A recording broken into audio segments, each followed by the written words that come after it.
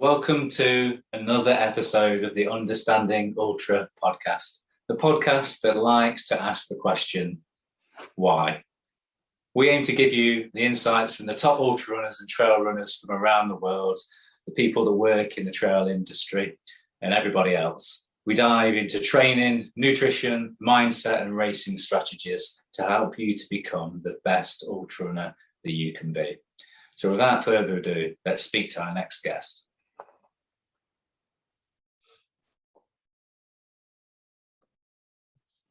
Okay, welcome to the podcast, Tim Lawrenson.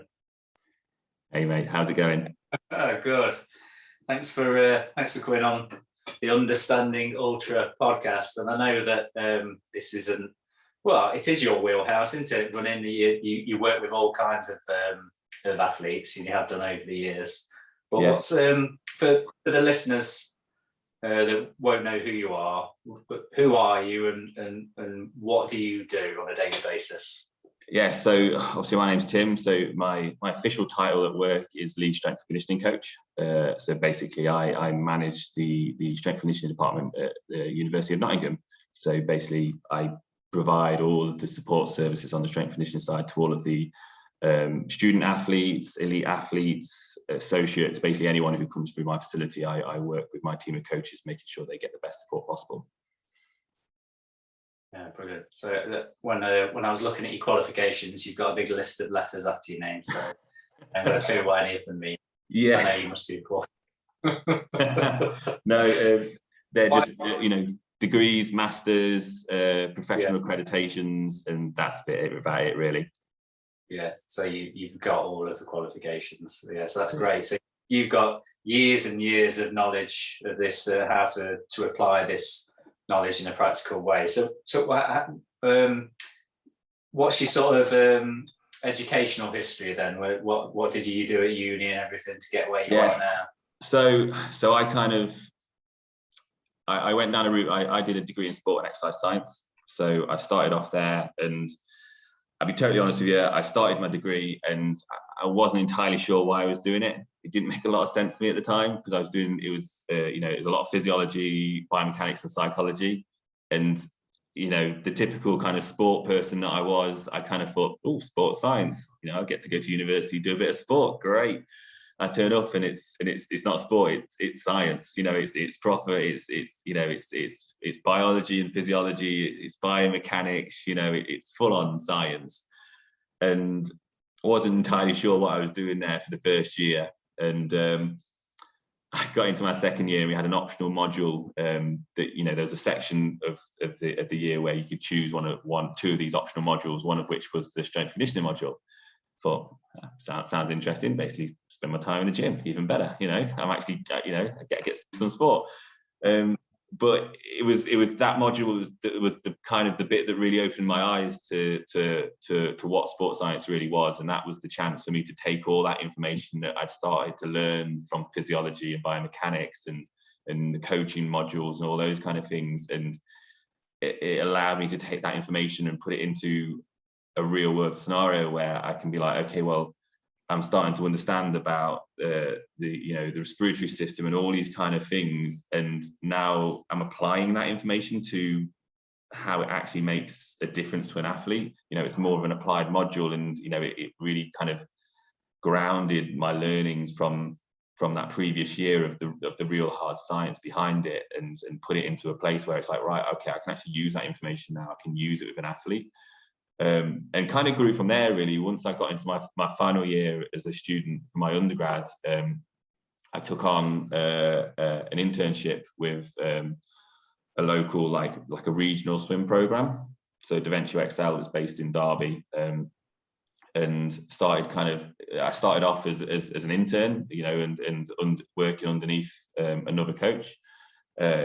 After about a month of doing that, that coach went off to do his PhD in Middlesbrough, and they were kind of like, we need someone to run it. Can you carry on with it, Tim? I was like, yeah, of course I can, So I was in a really fortunate position because it left me in a place where I had an inbuilt group of athletes to do my undergrad thesis. So I kind of did my research on using that group of athletes. I got to work with some of the best junior swimmers in the country. You know, some of those have gone on to do incredible things since having grown up and moved on to national programs. And I got like a couple of years of really valuable experience to kind of inform my younger years as a coach. And then it set up kind of my next move post graduating from my undergrad, where I then ended up working for Derby Institute of Sport with those swimmers again and other athletes, and then working part-time for university as an associate as well. So working on the sports science degree that I'd just graduated from and starting to lecture some of those students. That then kind of took me on where I ended up moving to Bath 3 years. I worked at Bath University. So I did 2 roles there. One as an academic, where I was basically pretty much just lecturing full time as a strength and conditioning coach. So I lectured strength and conditioning under their sports science degree, and then I moved into a full time coaching role with the university. And part of that time, whilst I was there, I was also working part time for British Canoeing. So I was a regional coach for them as well. So, you know, working with national programs and whatnot. Finished up at Bath University and moved to Loughborough. Obviously, at some point, if you're interested in sport, you've got to go and work at Loughborough University. It's kind of a rite of passage.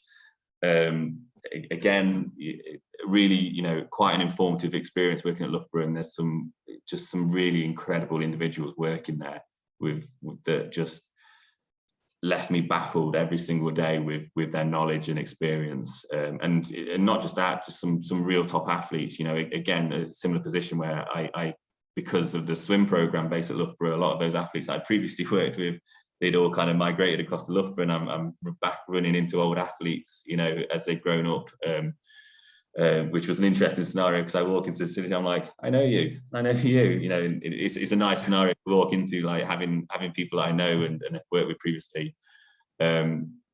And then from Loughborough, you know, just full-time coaching there, and now I'm over at Nottingham and kind of leading the program and leading what we do over there. And again, you know, it's a small world. There's people that I've walked into there and just be like, oh, I know you, or you know, I know you, I've worked with your older brother, or you know, or so on and so forth. So, you know, it's a weird little world, but you know, that's kind of been my development really. So yeah, that's pretty much it really. So you've stayed fair, well, apart from Bath, I suppose you've stayed fairly local to your roots. Yeah. In interest of full disclosure, we know each other, don't we, from way back when, and yes, we've kind of lost touch for the last 20 years. And it was just a chance encounter with your dad while he was canoeing on the River Trent and I was paddleboarding, and we struck up a conversation, having a chat. And he was asking me loads of questions about where I was from, where I grew up, and then we started talking about schools. Then he asked me my name, and I asked his name, and he was like, "Oh yeah, Mr. Lawrenson. What's your dad's name? What's his first name?" Bill Lawrenson. Yeah. And I'm like, Lawrenson. I used to know Tim Lawrenson. He's like, yes, Tim's my son. I was like, oh, it's a small one. And I remembered like the whole canoeing thing, the whole connection of you there, because you've always been a canoeist. What would you say? Yeah. Always been in around the water. Yeah. So what's your involved? Do you still have major involvement with canoeing, or is that something that you've sort of left behind? No, yeah. I mean, since kind of I was a full-time canoeer for quite a few years, and you know, trained full-time where I was doing 4 sessions a day sometimes, depending on what it was for my event. And once I'd kind of got to a point where I kind of want to push on with my career a bit now, and you know, I was working full-time for Bath University, but also working part-time for British Canoeing. My own personal part of canoeing kind of fell a little bit by the wayside, just because, you know, I was doing so much traveling for work, particularly for British Canoeing, and then you know, just time was really thin on the ground. So yeah, realistically at that point, like the canoeing really kind of, you know, I've been in a boat a couple of times since then, but not really of any real measure, just for fun really, like, you know, like more of a family thing, going in in a big plastic boat that, you know, taking my sister's kids out in just to introduce them to sport a little bit. But actual hard graft in a boat, yeah, none of that has happened for quite a long time, unfortunately. I do remember you being like fully deep into canoeing back in the day. Yeah, I do remember. Yeah. I used to travel the world. Yeah, exactly. Yeah, it's it must have broadened your horizons with travel and stuff like that. What's your take on this new modern craze of paddleboarding then as a hardcore canoeist? You know what? I mean, anything that brings people to the water, you know, and gets them excited about it. Do you know what? I really struggle to mock anything that gets people excited about being active. Do you know what I mean? It doesn't matter how inane it is or how whatever, you know, if it gets people excited about moving, you know, and getting away from the TV, being active and you know, taking care of themselves, like, it's never a bad thing in my eyes. You know, people, you know, it's this whole discussion around CrossFit and stuff many years ago, you know, and whatnot. And again, in my eyes, like, if it's done properly, CrossFit, it's great. Do you know what I mean? It's brilliant. If you take away the whole competition element to it, like, if it's done properly, it's great. And anything that, like I said, anything that gets anyone excited about being active, I struggle to mock it, because it's doing what it's supposed to do. It's getting people keen to be outside and doing it, you know, and really thinking about how they look after themselves, you know, and just having fun, essentially. So, you know, it may not be what I would class as traditional canoeing, but you know what, you can't mock it if people are excited to do it and be active. Like, it's never a bad, you know. So yeah. Well, I champion it as a perfect cross training sport for running, because while I was injured last year, I would like partially tore is it TFL, the coffee muscle. Yeah. So I was running was sort of out of the question I didn't run for about 8 weeks. And that's like the longest I've not ran for in many years. So at the time I was just like, right, I've had a go at paddleboarding before. I know that this will be good for sort of core stability and everything like that. So I'm just going to get a paddleboard, and we got one as a family. And I managed, within weeks, I managed to turn it into an endurance sport. So managed to find within a month, I was doing like a 20-mile paddleboard on the Trent. Kate, my wife, was like, how have you turned something that should have been just like a nice relaxing thing that you did while you weren't running, how have you managed to turn that into an ultra distance sport as well? But yeah, I love it. I think it's great. And I know it's probably not as cool as being like super fast. I mean, when I saw your dad, he was absolutely flying. He was flying down the Trent and left me for dust, sort of tootling along. But I was surprised that he spoke to me, because I kind of envisioned like someone in a canoe meeting somebody on a paddleboard, and there being this sort of like back in the day when skiers didn't like snowboarders, that kind of thing. It was like that. And but he was, we had a good conversation, and he was and we had and it led to us reconnecting, and then I realized that you've got all this since I've known you, like, you've been on this journey of like education where you have just turned into the fountain of knowledge for strength and conditioning. So since I'm always injured, and since people who ultra run are always injured, I thought you'd be the person to get on and ask a load of probing questions. So I realized that I've gone off subject. That's fine. It's fine. Get back onto subject. So just talking about your place in Nottingham at the uni, what kind of facility have you got there for training? So we're extremely lucky at Nottingham. I have quite a big facility. So currently I've got 26 lifting platforms, 24 half racks. I've got an 80-meter track. I've got all the space and God knows how much kit in the world at the moment. which is a great thing. It's also a challenge right now. We're currently just about to go for a refurbishment of that facility. So, you know, we're about to put all new floors in, all new kit.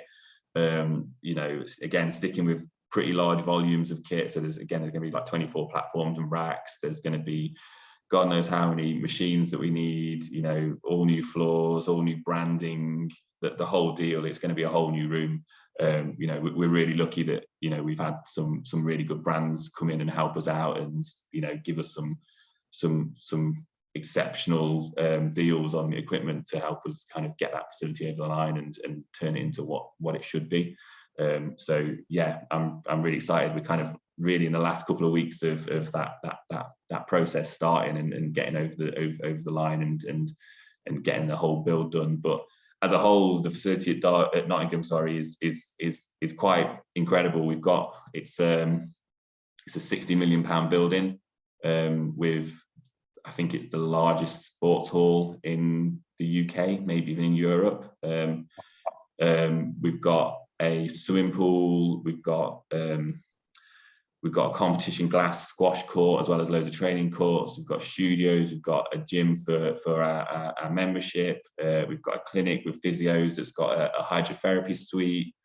We've got climbing walls, tennis courts. You know, the whole 9 yards. It's one of those facilities where we can cater for pretty much anything and everything, all under one roof. You know, we've got a dojo, you know, we've got a snooker studio, a fencing cell, and a table tennis hall, you know, spin studio, you know, the whole deal really. It's really something else. Like, I mean, you know, you look at universities like Loughborough as well, and the sporting facilities there are incredible, and this is just kind of on another level at the moment. You know, we have I think the best way to look at it, we have about 14 to 15,000 members a year in that facility, and in my part of that facility, that's literally just for certain student sports teams that are really high performance teams and our elite athletes. So of those 14,000 members, there's probably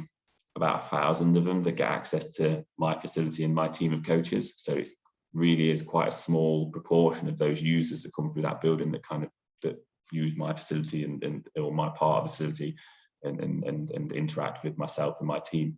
But again, when you compare that delivery to other universities, we're massive. Like the S&C delivery is huge for our university. Like there's only really, again, Loughborough that compares to it. Everywhere else is, you know, we have you know, a couple of hundred students that we look after, if that, you know, and we have 1,000 plus that we look after in our high performance programs, you know. So it's quite a beast. You know, the facility's a beast, but the programs we run are quite a beast as well, and it's justified to have that facility to make sure that our students get the best possible experience. Yeah, amazing. So just speaking about, before we went on record, we were talking about the Commonwealth Games, and you were talking about some of the athletes that have been through your program, been through your university, is the people that are doing really well at the moment in I mean, again, like as I was saying earlier to yourself, it's always a really nice moment as a coach to see athletes that you either currently work with or have previously worked with, like, you know, develop and kind of really achieve their potential. You know, so for example, the swimmers I was saying earlier about that were at Dementia XL when I started off as an intern, you know, there's probably 4 or 5 of those that I worked with at the time that, you know, were at the Commonwealth Games, you know, winning medals and have won Olympic medals previously, and, you know, and have really kind of hopefully taken some of the things that I did with them many years ago as young teenagers, and you know, it's nice, it's really rewarding to think I've been a small part of that process, you know, and small part of their success, and, you know, seeing them take off and go to bigger and better places. You know, it's quite a rewarding thing. You know, we've got a number of athletes, a good number of athletes from Nottingham there. You know, we have a strong link with British weightlifting, so we've got a number of athletes that we look after who've won medals, you know, in the weightlifting. We've got, I'm trying to think who else is there now. We've got a track cyclist, a para track cyclist who got a silver medal, Sophie Unwin. Got a judoka there who's made the bronze medal fight off. a squash player who's currently going through the rounds and is just smashing it. So we're really lucky. We do have a really good group of athletes that perform at a very high level. So it's great. Even if I'm not directly involved with their actual coaching and their work, but just seeing those people come through the facility day in, day out, and then seeing what they've achieved with what we've given them, and it's a really rewarding experience. It's one of the reasons why I love my job, because getting to see, not even just the elite athletes, just some of the general athletes we work with, achieve their potential, it is really rewarding, and that's why I truly love my job. Did you expect that outcome when you went into coaching? Did you know that was kind of going to be on the cards, or was it more of a selfish thing that you just wanted to spend time in the gym? I don't know. It's a weird one. I think it comes back to, it was something that I found relatively easy. It came natural to me to work with, to communicate and work with the athletes and build that rapport and that relationship with them. And at the same time, again, it made sense because I was taking all of this knowledge, and rather than just kind of hoarding it to myself as a physiologist and sitting in a lab or just doing research and just collecting all this data and knowledge, I was taking all of that information that I'd got and using it in the best way I could to make someone else better and help them achieve their potential. So there wasn't really much thought behind it. I'll be totally honest with you.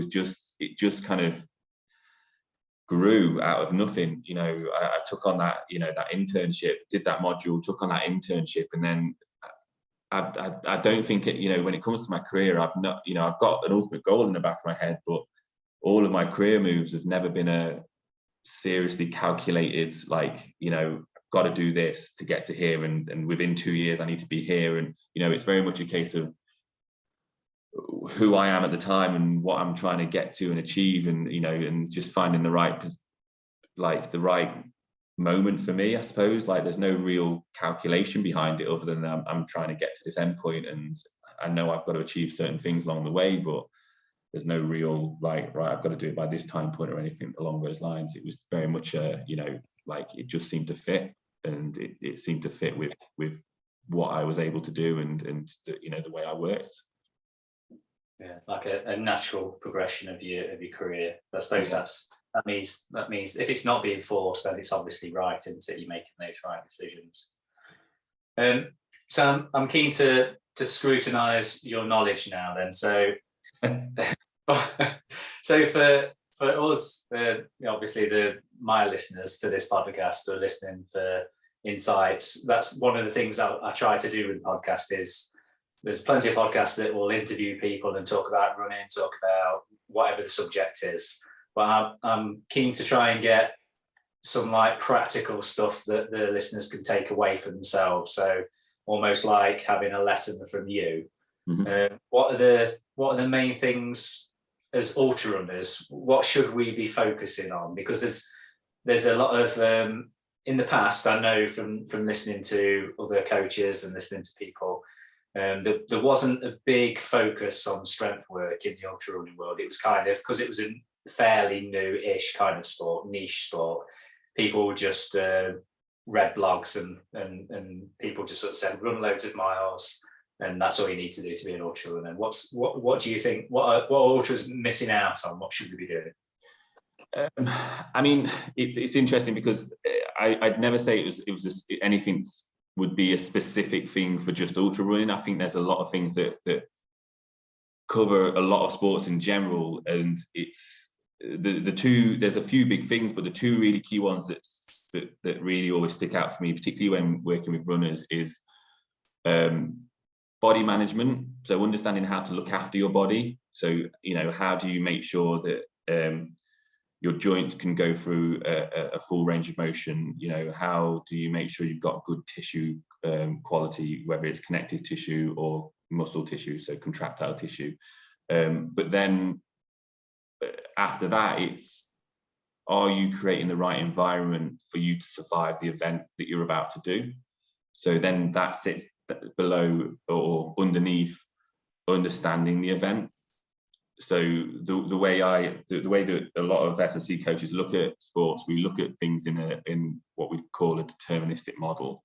So we try to understand the demands of the event. So, you know, do you need, if we take endurance running, for example, you know, what's the ideal VO2 max? What's the force output we need? You know, how many steps you're doing? What's your stride length? You know, what are all the variables that are going to be really important for you to be successful at the event? You know, what are the physical qualities that sit underneath that?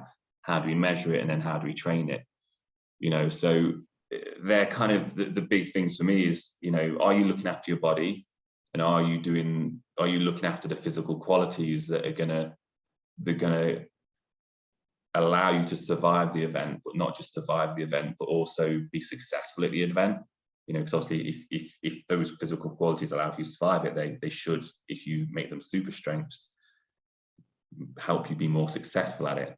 You know, so can we look after ourselves, and can we survive what we're about to put our body through? And I think that's probably even more true for some of the more extreme things like ultra endurance. You know, you think, you know, there's certain events that are super extreme. You think, you know, a gymnast, when they're landing off a vault, you know, that landing is a really extreme event, and if you can't survive that moment, you're either going to be extremely injured or you're just going to fall over on the floor, which means you're not going to score very highly. And there's a similar thing in my head for an ultra endurance runner. If you can't survive running 50k, 50 miles, 100 miles, if your body can't live up to that, the rigor of the event, then, you know, you're going to end up in a really dark place, either injured or you know, in absolute agony during the event, or not finishing the event. You know, so trying to understand, like, what are the key components that you need to do to be able to survive, I think is a really big part of it. I noticed you mentioned like full range of motion, so that's something that I personally, that's something I'd neglected over the years. And I remember going to see a physio, like sports physio, for the first time when I was starting to have like tight hip flexors and everything, and she assessed me and checked all of my range of motion and everything, and basically she I sat up and she laughed at me, and she just said, you know, what are you doing? And I just says, well, I'm running 70 miles a week. And she's like, well, what else? And what else do you do? I was like, well, that's it. That's what I do. and she says, well, basically, you're like the running version of the Tin Man. Like you haven't got any range of motion, like in certain directions. You need to work on. You need to get your joints mobile. You need to be getting a full range of motion, and otherwise you are going to continue to get injured, because if you're only working in one plane all the time, then obviously things are going to start to tighten up and not move. Is there anything that you think that we as runners, and I don't mean like even ultra runners, just like your average runner, someone who likes to run 2 or 3 times a week, is there anything that we can do on a daily basis that are like a quick, not a hack, but kind of like something really simple that we could do that would help us as runners? Yeah, I mean, they're probably going to hate me for it, but get yourself a foam roller and or a lacrosse ball. You know, again, it comes back to what I was saying a minute ago about that tissue health, and you know, it is part of again that range of motion piece. You know, there's 2 things that limit or allow your joint to go through a full range of motion. The first one is the joint itself. You know, the shape of the joint, the bony processes that stick out of it, and generally that doesn't change. That's genetic. You know, and unless you've had some kind of inciting event, you know, where you've broken a bone or anything along those lines, or you've had surgery, the joint anatomy isn't going to change on you. It's set from birth, essentially, in your genetics. But what we can have some impact upon is how well the joint glides, and then the connective tissue, whether it's muscle or tendon and ligament around the joint, that allows the joint to then go through a full range of motion. You know, so get on your foam roller. And I think the big tip for that one is foam rollers are generally titled wrong, and you see a lot of people jump on a foam roller and just roll back and forth on it, and realistically that's not the technique to use. Essentially what you want to do is start on one end of the muscle, slowly work your way along it, and when you find a really tender spot, stop on it. stop and hold for about 30 seconds until either the pain decreases or you feel the muscle just relax and release away. And then once that's happened, move on, and repeat that. And again, as a daily thing, a couple of minutes, say if you want to do your calves, which for me is probably one of the biggest problem areas for the large majority of athletes. Like, if it's just a daily thing, spend a minute on each calf. You do that every day and you'll soon see some benefits from it, and pairing that with some really sensible stretching, and you're going to get some real wins from that in regards to just looking after your body and being in better, in one piece longer. And that bit about body management, it's not even just about, being able to take a joint through a full range of motion. It's, it's efficiency. So obviously, if you're running and you've got, what part of the technique of running is being able to pull your foot up to your shin to get into a good position. Obviously, if your calves are really tight, the muscles that pull your foot up have to work twice as hard to do it because they've got to go against resistance. So it's how efficient you are with your movement. So being able to take the joint through a full range of movement very easily will save you energy and make you more efficient down the line. And obviously, if you can get into better positions, you can transfer force better, which again makes you more efficient, which saves you energy. So it's more than just, it'll limit your injuries. It's efficiencies. It's quality of movement. It's that whole bigger picture that sits around, the musculoskeletal system. It's interesting. Are you familiar with the knees over toes guy? No, I'm not. No, I'm not.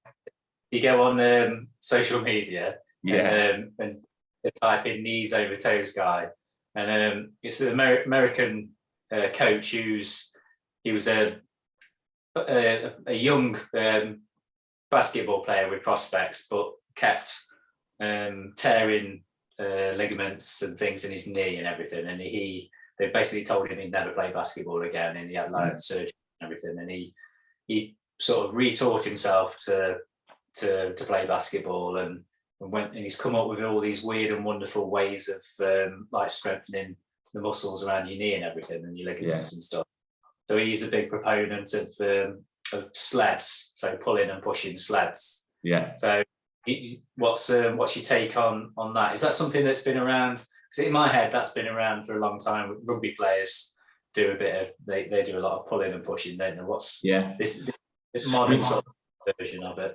Yeah, I mean, sleds are great. I mean, we use them a lot in certain situations. It comes down to what you're trying to achieve from it. A sled, just because it's a sled, is not always the best thing. But if you understand what you're trying to achieve and what you're trying to get from it, then sleds are great. If you're thinking, okay, well, particularly take for example a sprint runner. They spend a lot of time practicing the acceleration phase of the race. You think 100 meters, that acceleration phase is absolutely everything.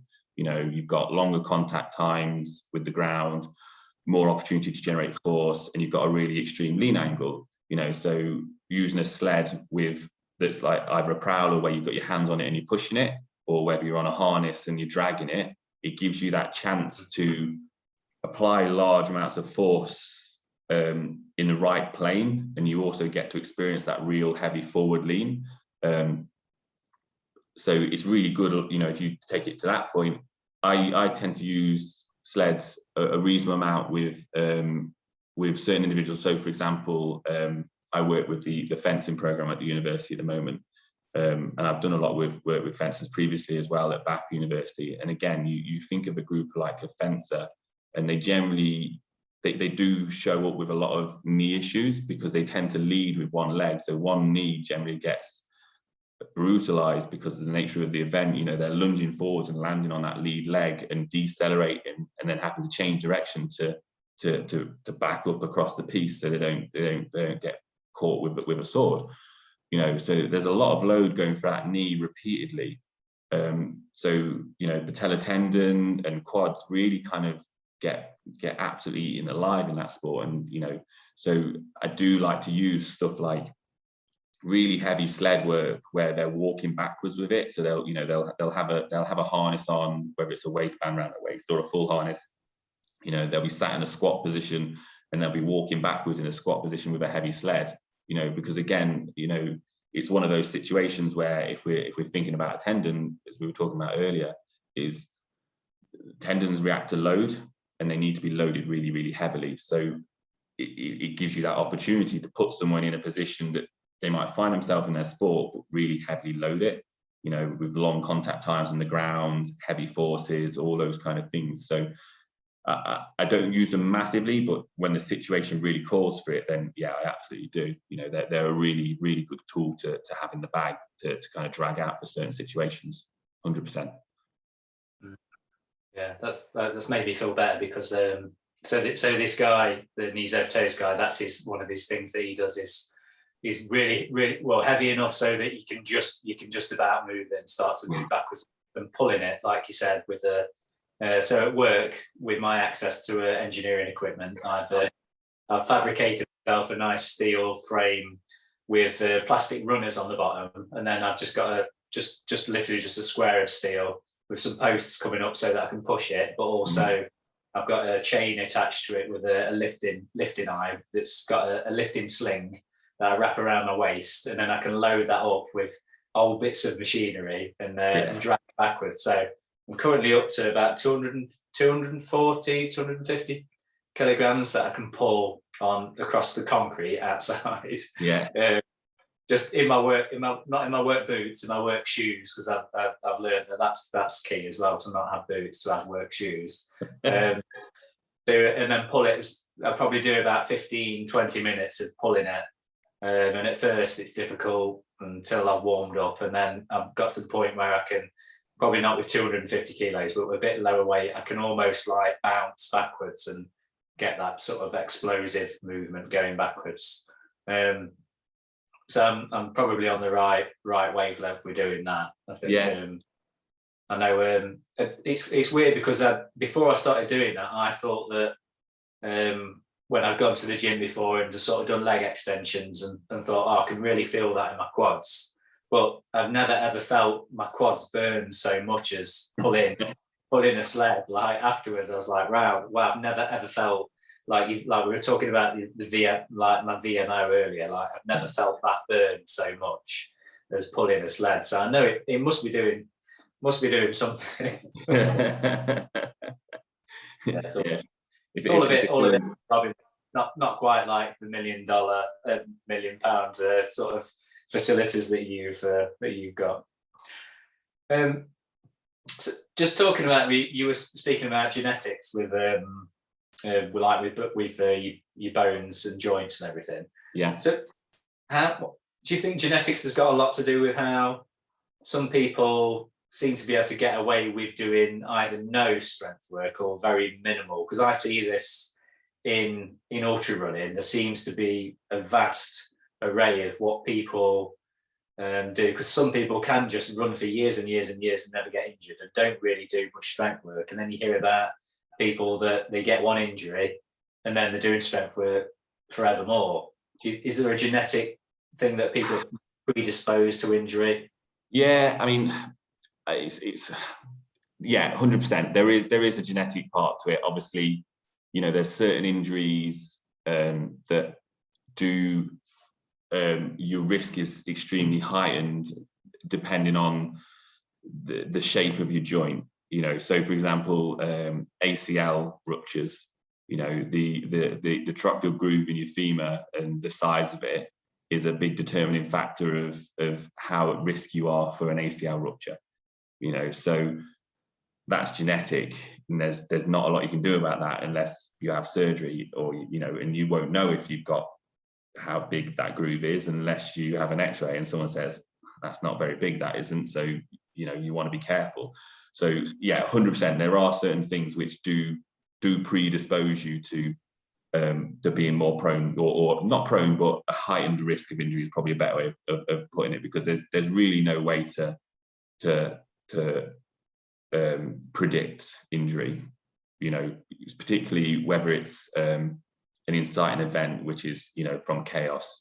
Say you're a footballer and someone tackles you, or a rugby player and you get tackled and you don't see that tackle coming, like those things are complete chaos, and you can't control for them. There's no physical, or very little physical prep I can do for an athlete who gets blindsided you know, in a rugby match, you know, and their ACL's gone, you know. But there are other things where we can try and minimize that risk from that genetic predisposition with strength training. And obviously, yeah, some people will have the gift of genetics, which will predispose them to certain types of event, whether they're endurance, sprint, middle distance, all those kind of things. But that also then predisposes them to whether they've got heightened risk of injury. That's not to say they won't get injured. It just means they've probably got a lower risk of it. Yeah, that's interesting. Yeah, so genetics does play a big part of it, though. So what for you? What's your favourite session? My favourite session. Yeah. You've obviously in your time you've done everything. What do you love most in strength and conditioning in that? If I was doing a session myself, if I was lifting, or for my athletes? For you personally. For me personally, I mean, I'm going to do the typical S&C thing, but I'm going to say it depends. But generally, when I go in and I lift, I'll probably do some kind of Olympic lift or variation upon. So probably some kind of clean or a jerk. If my shoulders are feeling okay, I might hit a snatch. It really depends on what I'm feeling like on the day. I mean, to be honest with you, most of my sessions fit down what I'd give myself fits down the route of what I generally work down for my athletes. You know, they're very simple. You know, I kind of go down the rule for myself and my athletes of do the basics and do them really well and do them consistent. They're the real key things to me. Like there's all sorts of fancy things we can do as an S&C coach that are shiny and bright and look amazing and have these weird bits of kit and whatnot. But if you're not doing the basics consistently and doing them really, really well, all those fancy movements and fancy ways of training, they're just fancy bits of kit that look fancy and they won't give you a lot because you haven't got the underpinning physical qualities to really take the benefit from them. So, you know, I generally look at it as I'm going to do some kind of power movement. So for me, generally at one of the Olympic lifts, a two-legged squat or squat movement. So whether that's front squat, back squat, overhead, a leg press if I'm feeling lazy, a single leg movement, some kind of hip hinge, you know, so an RDL, an arabesque, a reverse hyper, or, you know, something along those lines, and then an upper body push pull, and then some core work. And if you saw any of my program for my athletes, the general gist of my program is exactly the same. They'll do some kind of two-leg exercise, some kind of single leg exercise, a hinge, an upper body push pull, and some core work. Because again, you know, it's one of those things where as a university, you know, we do get a group of extremely talented, extremely successful elite athletes coming through our doors, and I still use that pattern, but there's going to be some tweaks in it that are suitable for that group. But you've also got to think, actually, the general populace that comes through my door, they're still just students, you know, so that I could generally have someone come through my door who's an extremely successful, say, hockey player, for example, you know, on the GB Talent ID program, but may have never walked in a gym before.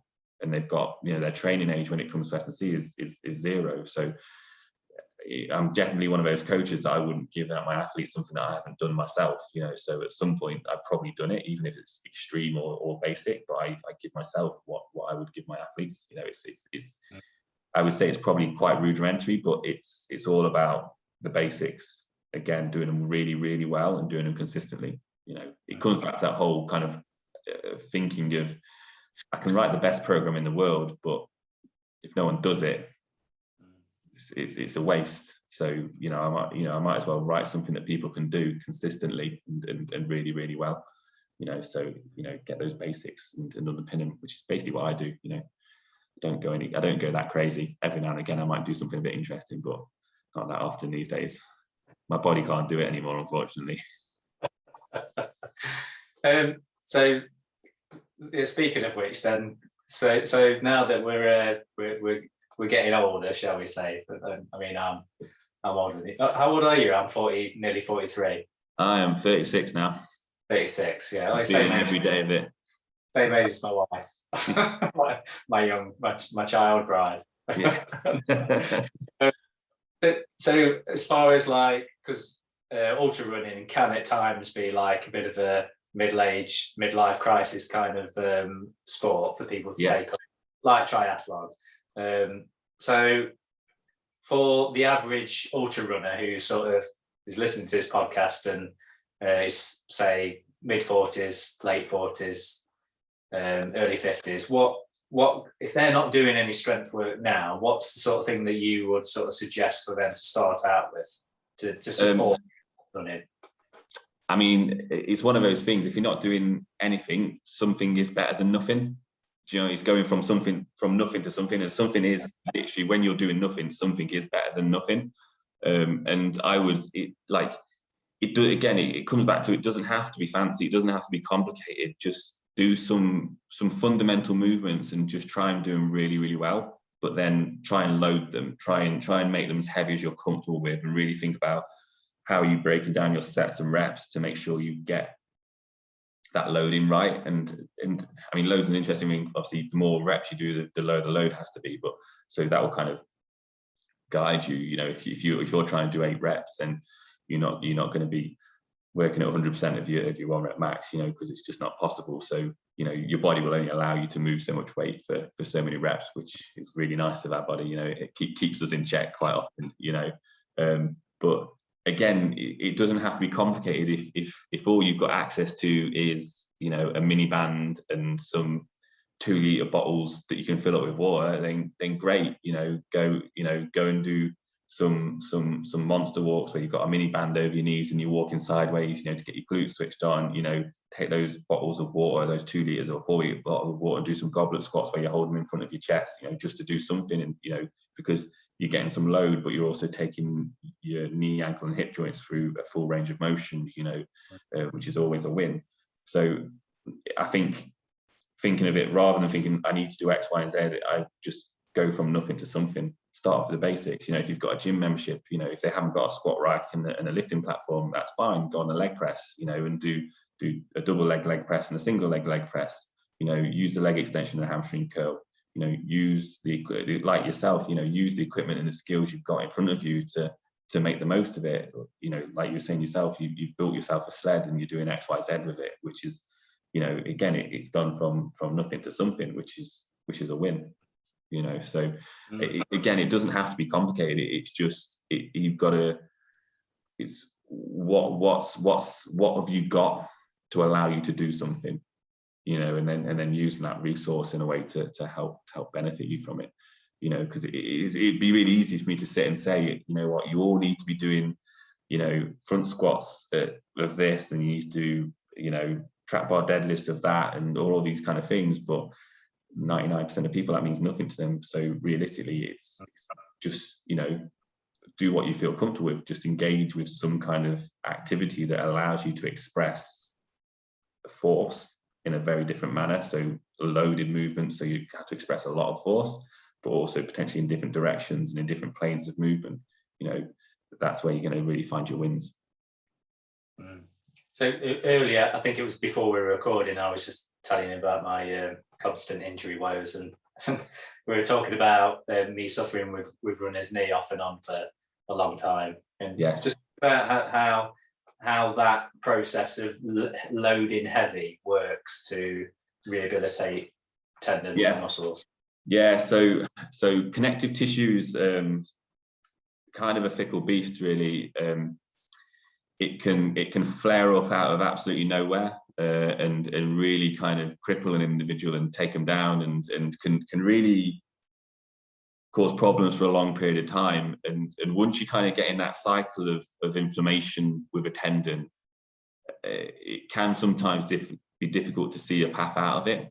Generally, what happens with a tendon when it gets dysfunctional and gets to a position that you've been in, Sam, is you end up with these muscle, you know, with these connective tissue fibers that basically just end up in a mat, you know. And so instead of being them laying down flat and smooth and all in the same direction, it's just a mat of fibers, which is weak because you've not got all the fibers working together in the same direction. But it's also just, you know, it kind of, it allows that inflammation to propagate and you know, really become problematic and really painful.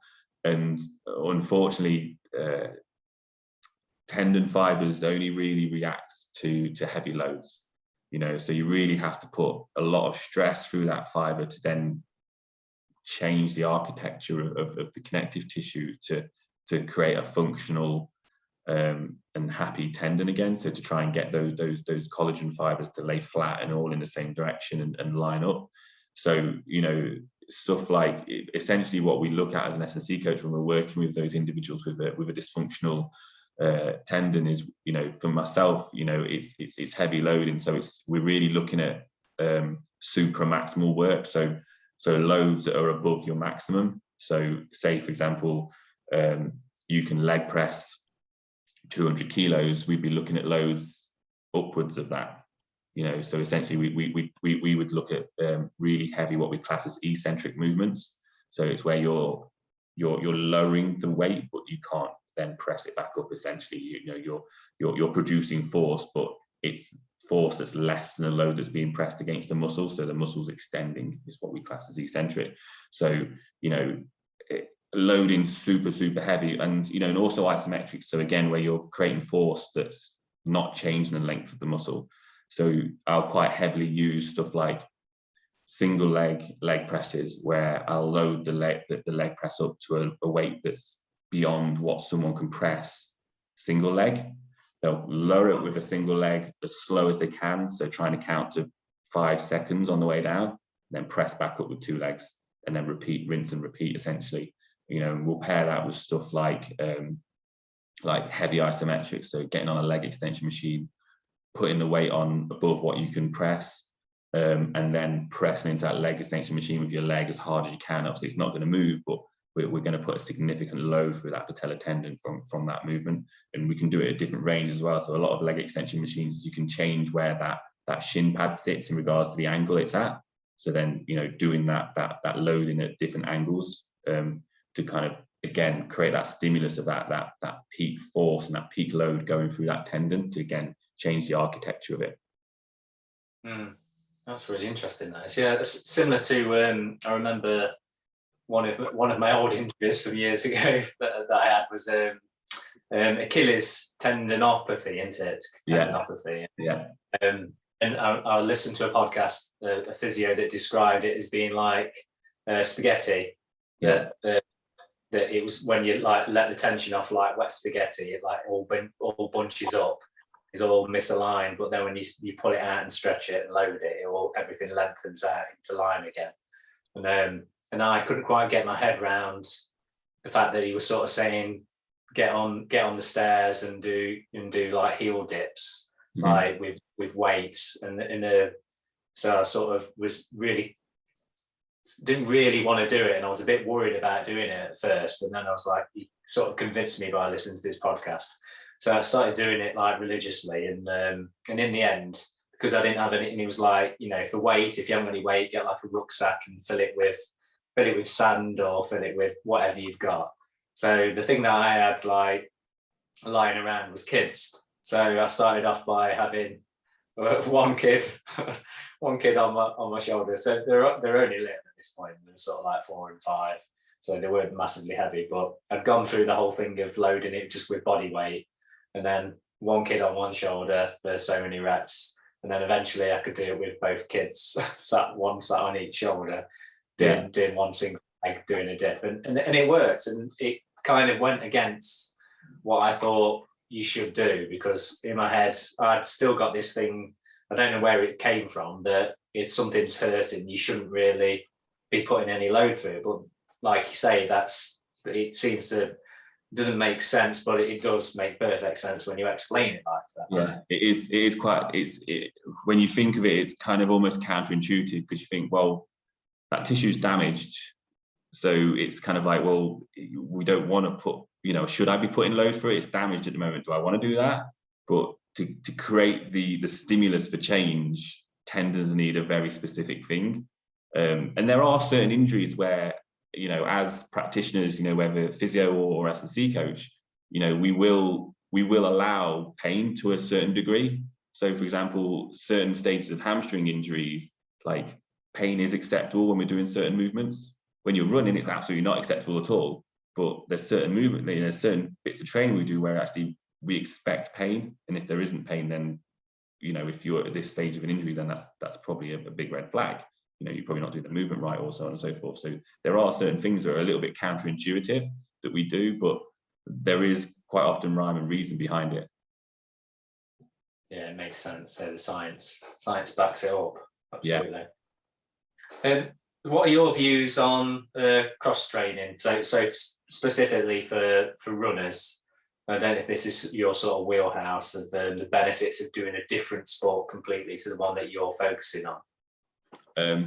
Yeah, 100%. So, it's one of those things, again, it's similar for any sport that spends a large amount of time on their feet.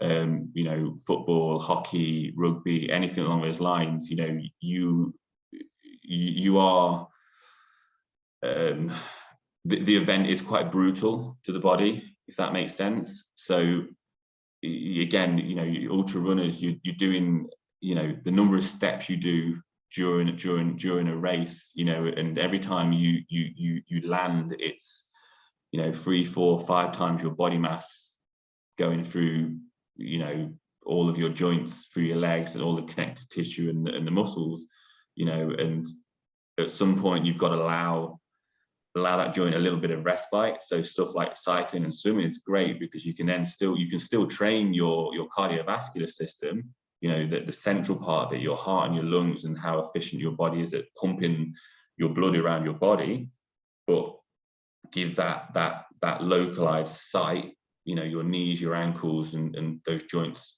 that are being heavily abused during the event, the opportunity to just offload. So we almost class it as like off feet training, so it's that ability to get off of the area that is massively under load and just give it a chance to just take a breather while still actually getting some really good training. So for example, like using a ski erg in a gym is great, like we were talking about earlier, paddleboarding, great, you still stood up, yes, but you've not got impact loading.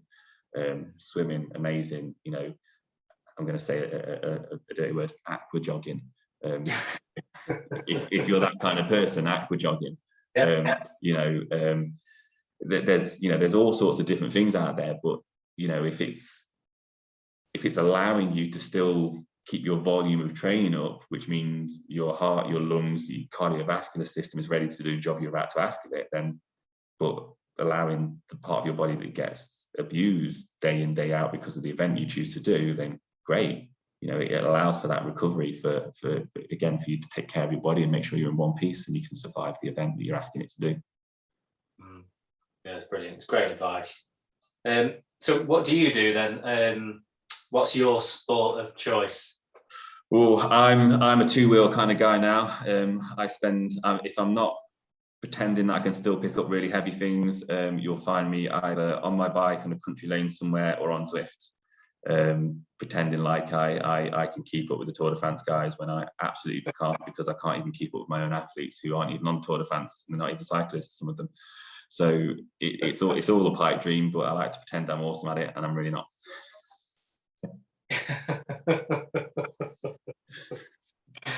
Well, we've got to have dreams, haven't we? Yeah, a lot of it for me is just the technology. I like shiny things. So doing a sport like there's lots of shiny things in cycling, So it's an opportunity to spend money that I really just don't have.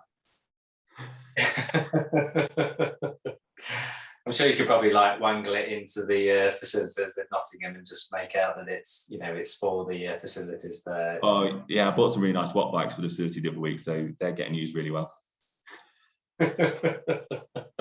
Yeah, they're not cheap, are they? Watt bikes? No, they're really not. Which is great. Someone else paid for them.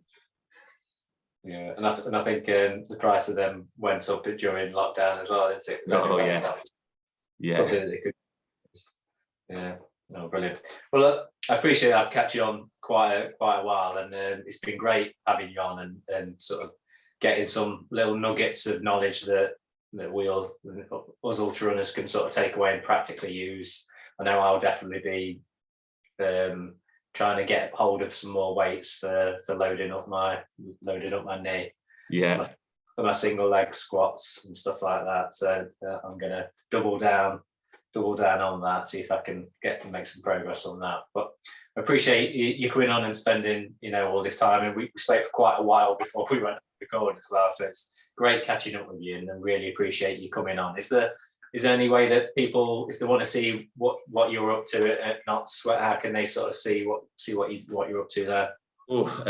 We don't have an S&C channel or anything like that for the Knots, but obviously if you follow University of Nottingham Sport on Instagram or any of the social media channels, you'll see what we're up to in sport in general at the university, but also what some of our athletes are up to, some of our associates, and every now and again you might see me making an appearance on some of our posts as well. And and again some of our partners who we work with kit wise, that they make some excellent kit, so it's worth keeping an eye out. Yeah, brilliant. Okay, right. I'll try and make an effort to put that in the show notes as well. So, Tim, appreciate you coming on and chatting to us tonight. Thank you. No, absolute pleasure. It's been great. Thanks for having me. Yeah. Thanks, Tim.